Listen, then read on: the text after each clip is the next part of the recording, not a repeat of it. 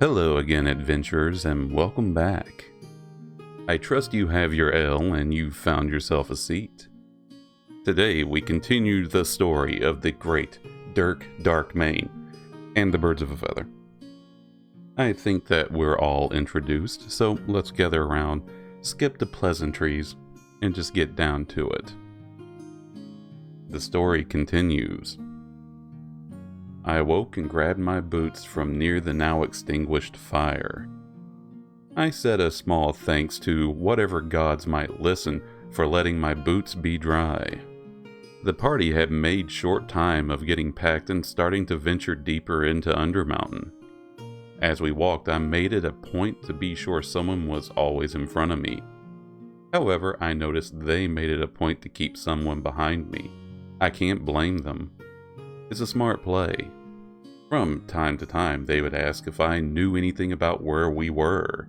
Yet, I hate to admit it, they quickly wandered into an area I didn't know. I had never been there. After a short time, we came upon something wondrous. A narrow corridor with rows of mirrors on either side. Of course, this made me very suspicious, but I decided to keep my mouth shut. If the party realized something was wrong, then I know that they're smarter than I gave them credit for. If they walked forward, I'd soon know if it was dangerous. It was a win-win for me, at least. Another life lesson, my brothers in debauchery: always know when to keep your mouth shut.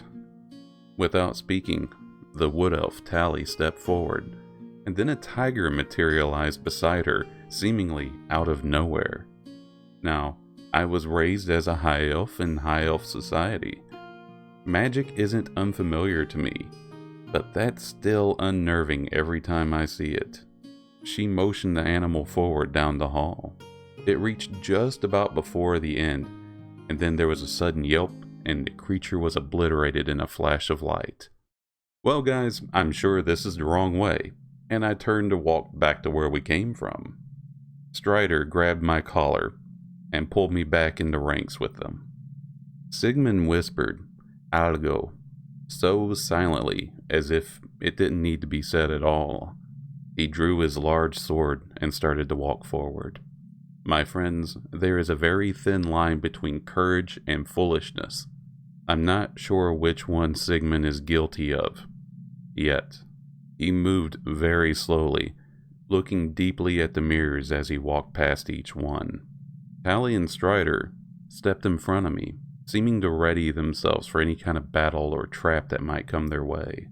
With all three of them in front of me, I realized if I'm going to run, now was the perfect time to do it. What? Oh, shut up. Obviously I didn't run, or else I wouldn't be telling this story. Look, it just crossed my mind, okay? Sigmund got about halfway down the hall when he started looking at one of the mirrors very closely. Suddenly, in one movement, he drew back his sword and slammed it into the mirror, shattering it into pieces. Almost immediately, some kind of skeletal phantom leapt from the mirror behind him and took a swipe at him with a bony claw. Its nails screeched down the back of his armor.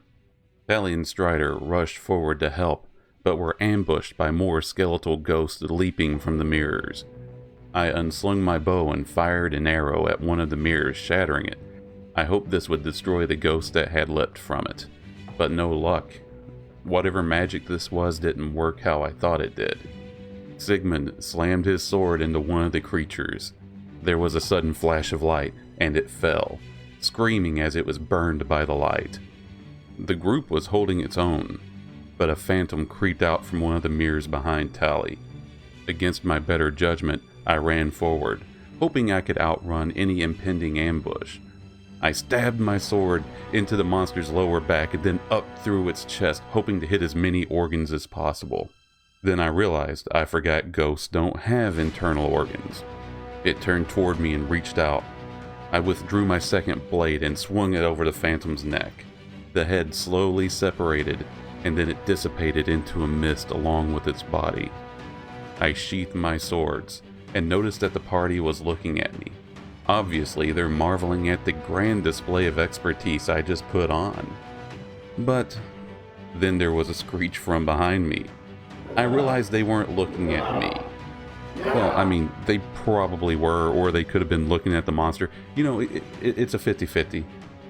I turned just in time to see it swipe at me. Its claw tore through my bracer as I lifted my arm to ward off the blow. It swung at me a second time as I was falling backwards. There was no way I could dodge it. Then, boom!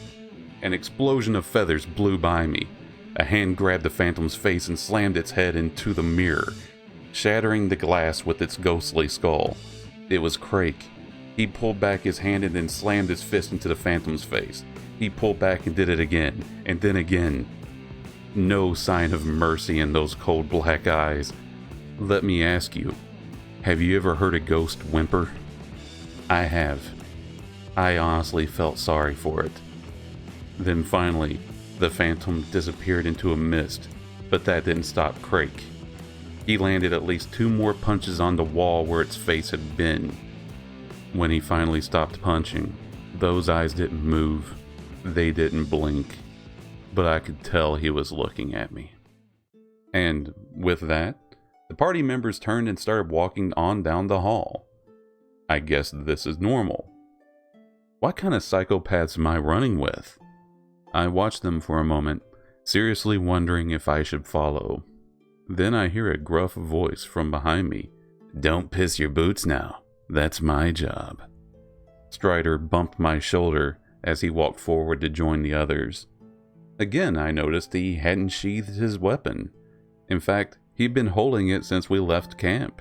Perhaps he is just being overly cautious. However, what do you say to that? Well, at least they are capable. I can give them that much. After a light jog, I caught up to the party where Tally seemed to be staying a few steps behind. She pointed at my arm and informed me that I had been injured. So I held it up and said, "Oh, what, this? It's nothing a man like me can—" Ah! She slapped my wound. You know, the one that's bleeding, the flesh that had been torn from the bone.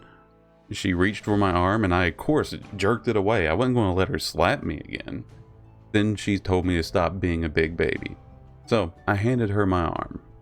She placed her hand over the cut, and after another moment, the wound closed itself. Only dried blood remained. Then, without a word, she walked away to catch up to the party. I followed closely behind. And no, it didn't have anything to do with watching her hips. Come on, guys, let's all pull our minds out of the gutter. I was a little too busy noticing that I was bringing up the rear. I was in the back of the party. Maybe they were starting to trust me. We traveled even deeper, and the warriors showed to be able to handle themselves. I had unlocked a few doors for them and found various trinkets that were worth more than most would realize. We encountered a few more creatures. They looked like beasts with tentacles, hard to describe. Of course, we made short work of them. I have to give them some credit. Sigmund the Paladin stepped in front of me a few times to keep their attention on him. On one hand, he was protecting me, but on the other hand, this meant he was watching me very closely. It's a double-edged sword, but it's useful for now. After a time, we found a place that seemed safe, and decided to take another rest. The party was discussing an alabaster throne, and something to do with masks.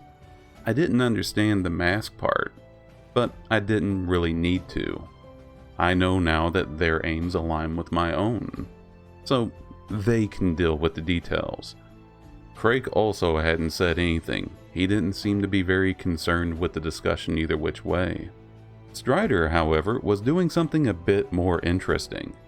He seemed to be muttering something, while holding something dried and shriveled up in one of his hands, and his sword still clung to his right hand. Tally and Sigmund were still too locked in their discussion to notice, and I'm pretty sure that Crake just didn't care. I watched him, and then something obscured my vision. Not a light, but more like a distortion. I couldn't focus for half a second. Then, instead of some shriveled up husk, Strider was holding a living, beating heart in his hands. His eyes went wide. He exhaled sharply, and then fell to the floor. Oddly, the sword then fell from his hand. Maybe it was just the moment, but appeared more like the weapon let him go. Guys? I called out. Sigmund and Tally rushed to him as I stepped away. I could hear them saying something about attuning and healing. I gave them more distance as I didn't know what to expect. Only one thing was unmistakable. Strider was dead. I really didn't know what to say. I didn't know what to think.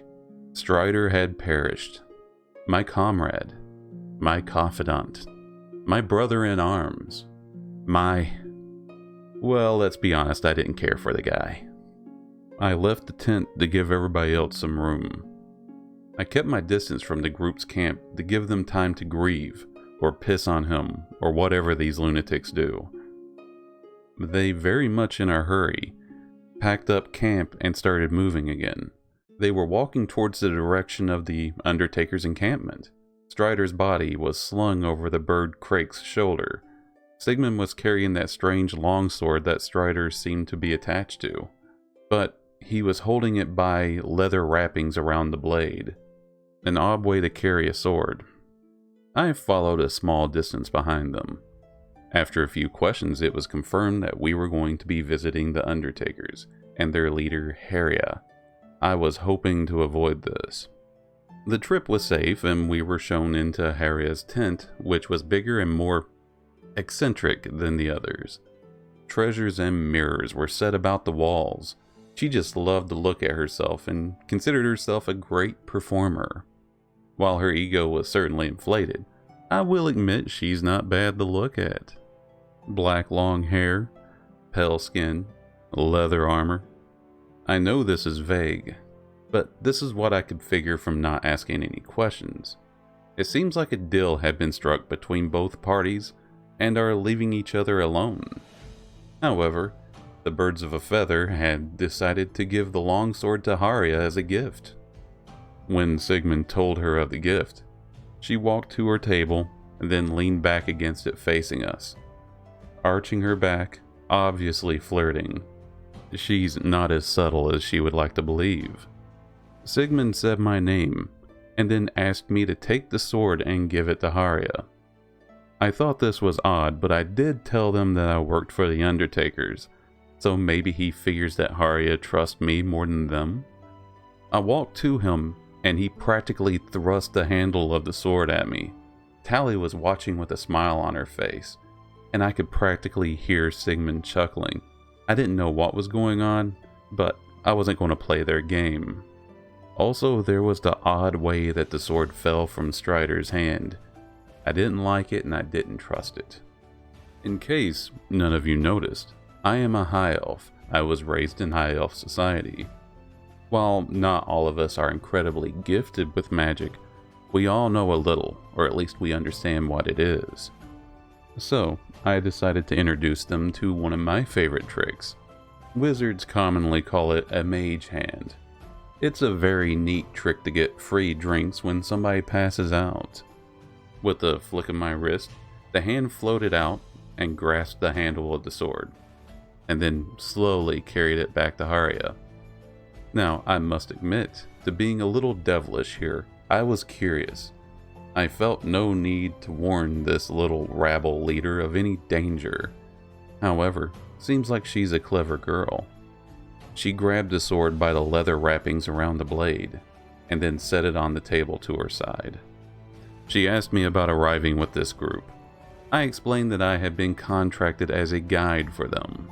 I could have said that I'm under no obligation to answer her, but why be hostile? She then said, everybody may go, except Dirk. Now, I kind of chuckled like you're kidding, right? But Tally and Sigmund had left the tent almost before the words left her mouth. Yeah, thank you guys, you're going to really leave me like that. The second we were alone, she was inches away from me. I backpedaled, but then right into a wooden cabinet. I had nowhere to go, nowhere to escape to. She was face to face with me, our lips nearly touching. Her long, elegant neck stretched as she raised her chin above mine. She gently placed a small bag of coins in my hand. Her eyes narrowed as she asked, "And the flask that I asked for?" Now, of course, I like that flask. So I said back, "I don't know, this sack feels a little light." And then she coolly said, "Feels a little heavy to me."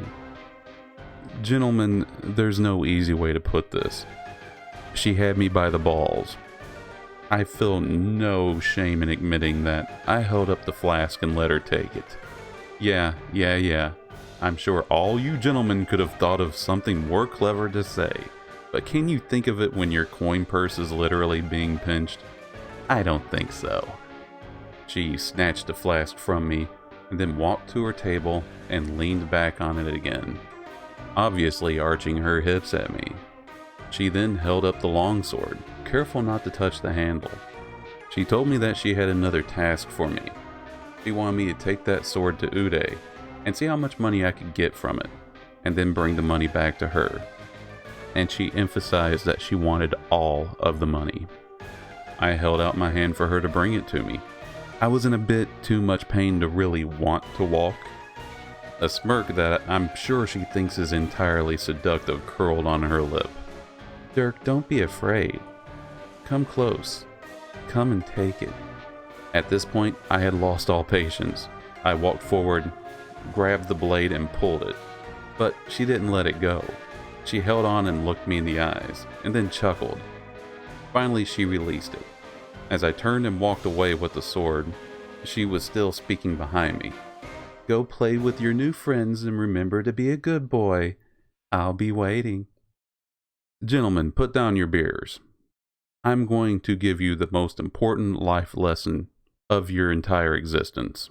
This is serious. You need to understand this. Never, ever stick your dick in crazy. Adventurers, that concludes our story for today. As always, remember to tell the barmaids how much you liked the story, and be sure to talk to my subscribe. May you always thirst for ale and adventure.